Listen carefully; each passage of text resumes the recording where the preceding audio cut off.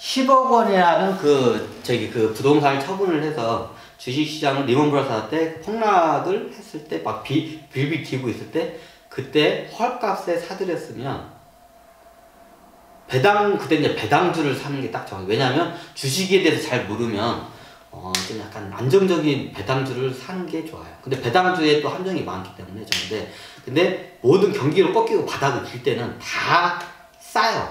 그때는 기본적으로. 네, 개도 안 쳐다보니까.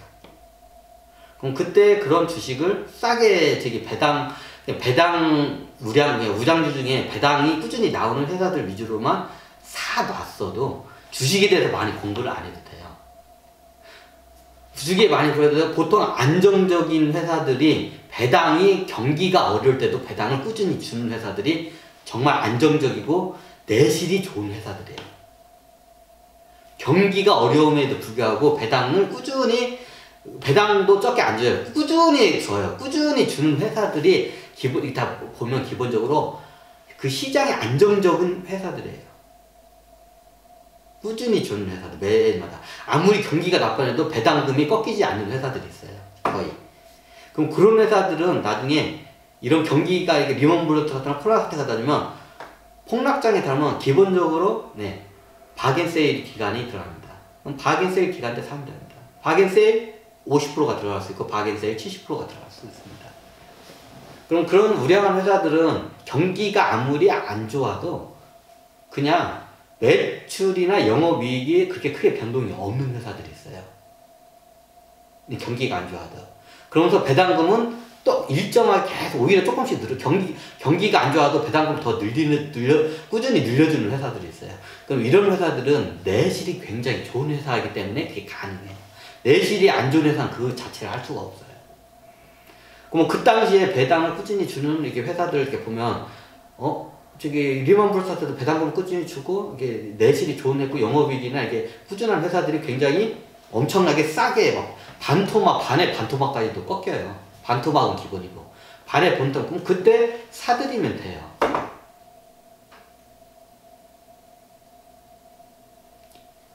제가 만약에 그 당시 상황에서는 그렇게 했을 겁니다. 왜? 그게 최고 안정적이기 때문에. 그렇게 해서 배당금을 잘 주는 안정적인 회사에 분산 투자를 최소 한 10개 정도 회사 그런 회사들이 많이 있죠. 삼성전자도 그런 회사 중에 하나고 포스코도. 근데 포스코는 계속 떨어졌죠.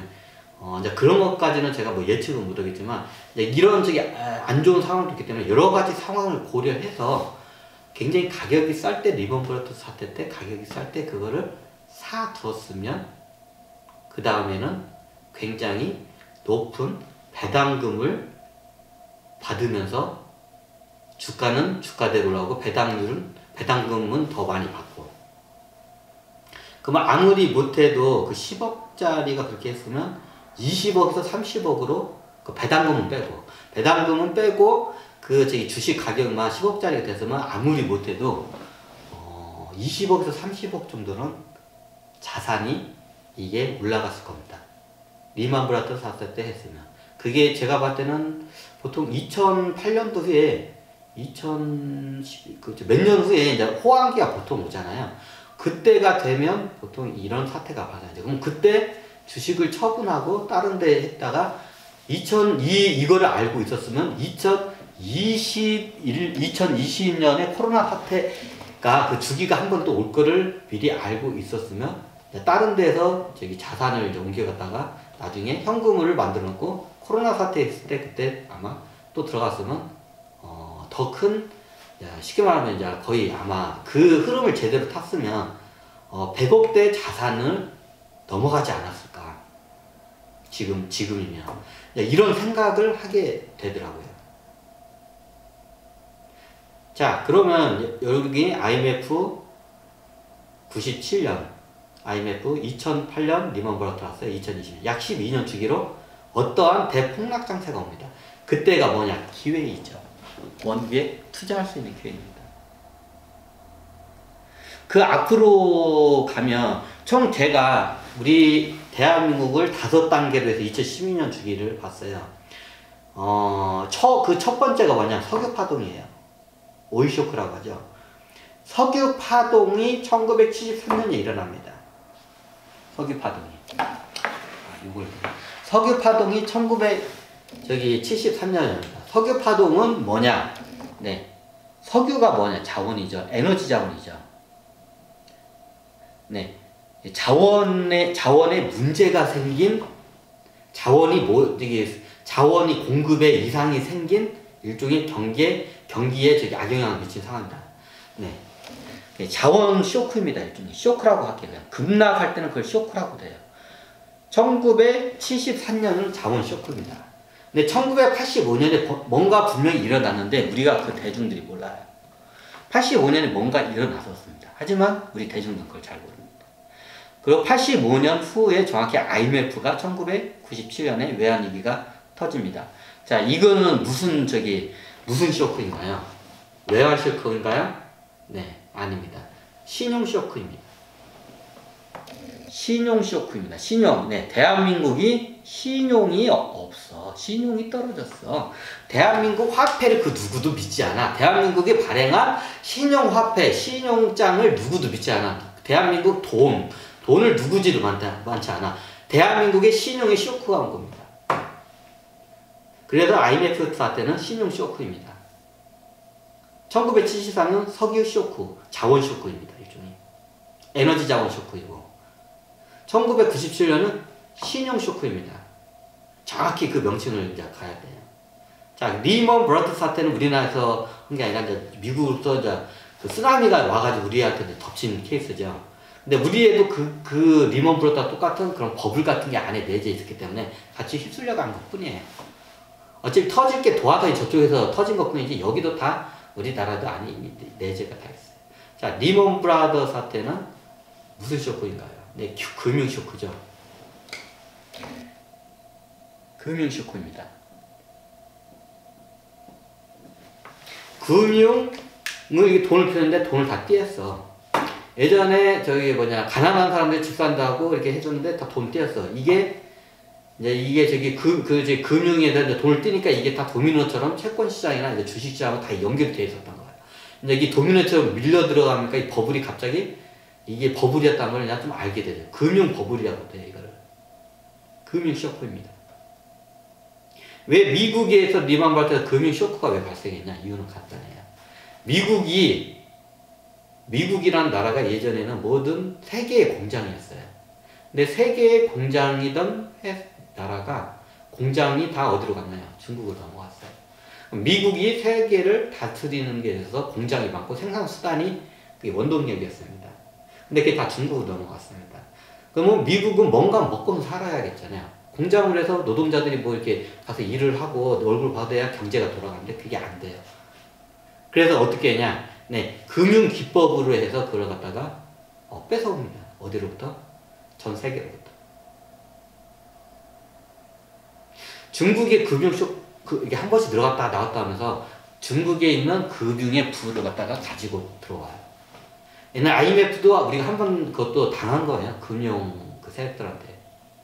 월가 세력들한테 한번 당했는데 정확히 따지자면. 근데 이게 안에 거품이 끼고 이게 파생되면서 이렇게 되면서 거품이 끼면서 그게 문제가 터진 게 도화선이 된 게 리먼 브라더스 사태입니다. 네. 금융 쇼크입니다. 금융 버블. 그래서 2008년도는 금융 쇼크 사태입니다. IMF는 신용 쇼크 상태. 그리고 1974년 자원 쇼크 상태입니다.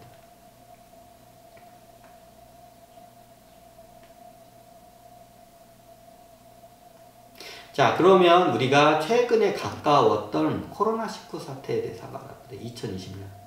자, 코로나19는 그러면 바이러스 쇼크네요. 바이러스 쇼크는 맞죠, 표면적으로는. 근데 그 뭔가의 약한 부분을 경제의 약한 걸 건드린 게 바이러스일 뿐이지, 약한 게 있으면 뭐가 와도 건드리면 그 현상은 일어납니다. 그게 바이러스였을 뿐입니다. 코로나는 바이러스.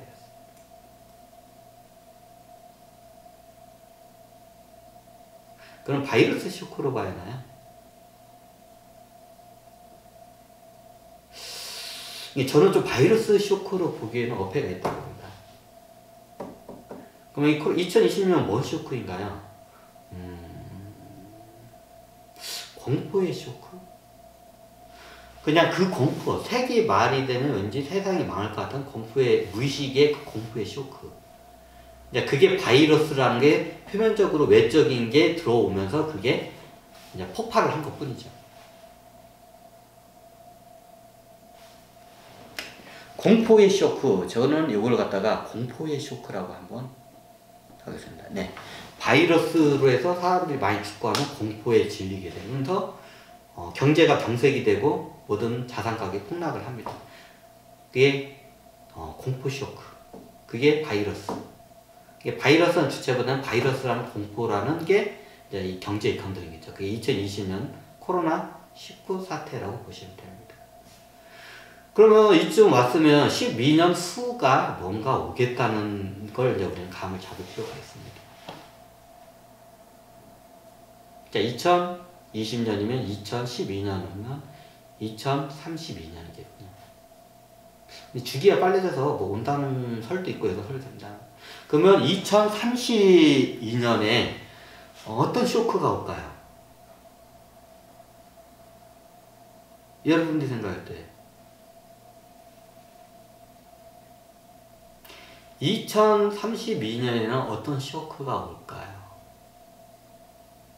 2032년에는 어떤 쇼크가, 분명히 쇼크가 올 거란 거는 우리가 계속 12년 주기로 해서 뭔가 반복되는 거로 해서 우리는 이제 알게 됐습니다. 어떻게? 뇌의식적으로 알게 됐습니다. 그러면 12년 후에 또 뭔가가 일어날 거는 우리는 어느 정도 예측이 가능합니다. 12년과 2032년이죠.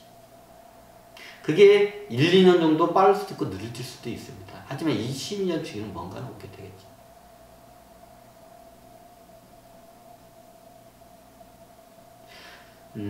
제가 봤을 때는 화폐 쇼크가 오지 않을까 저는 조심스럽게 예단을 한번 해봅니다.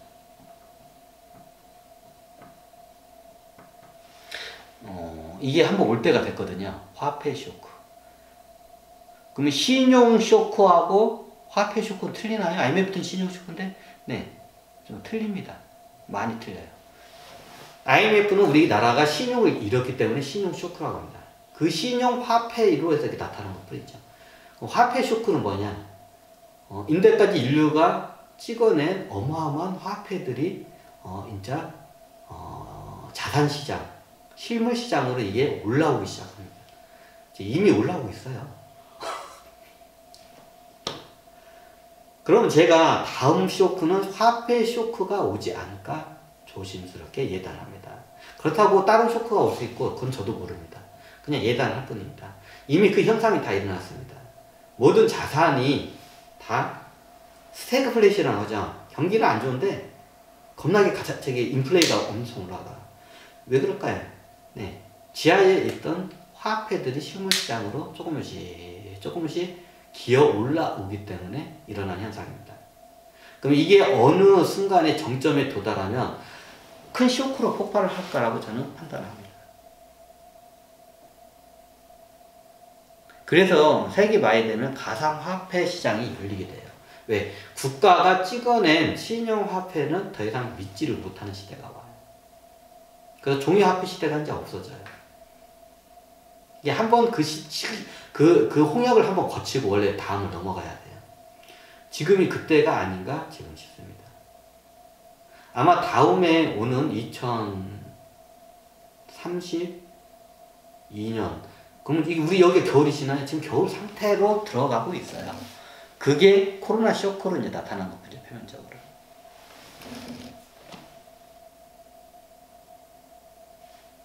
그러면 이런 거를 알면 여러분들이 주식을 왜 12년 차트를 그 회사나 경기나 뭐 12년 차트를 왜 분석을 해야 하는지 우리가 이거에 대해서 알아야 할 필요가 있는 이런 것 때문입니다.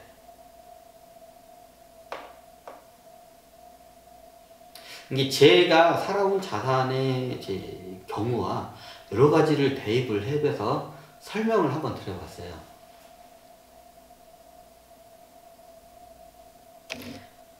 자, 어떠셨나요? 좀 약간 무섭다고요? 무서워도 뭐 어쩔 수 없습니다. 우리가 같이 살고 있는 한 시대의 현 상황입니다.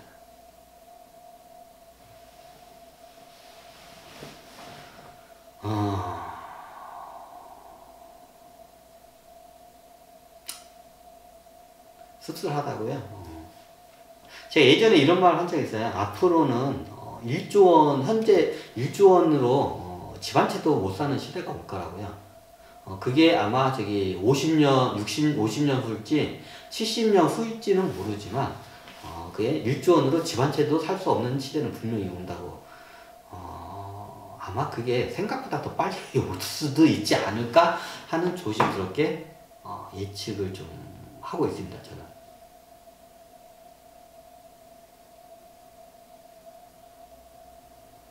겁주려는 거냐고요? 겁주려는 게 아니라 여러분들에게 제가 발견한 거를 그냥 좀 알려드린 것 뿐입니다. 그냥 이거를 그냥 공포론이나 아니면 음모론으로 그냥 보셔도 돼요. 그거는 각 개인이 어떻게 받아들이고 대처하는 건 각 개인의 선택입니다. 자, 오늘은 여기서 12년 주기의 차트 분석을 하면서 좀 약간 더 포괄적으로 넓은 경제 관련적인 개념을 한번 접근을 해봤습니다. 그래서 한 10년 차트가 아니라 12년 차트 분석으로 이번 강의는 이게 좀 수정을 했습니다. 자, 어떠셨나요?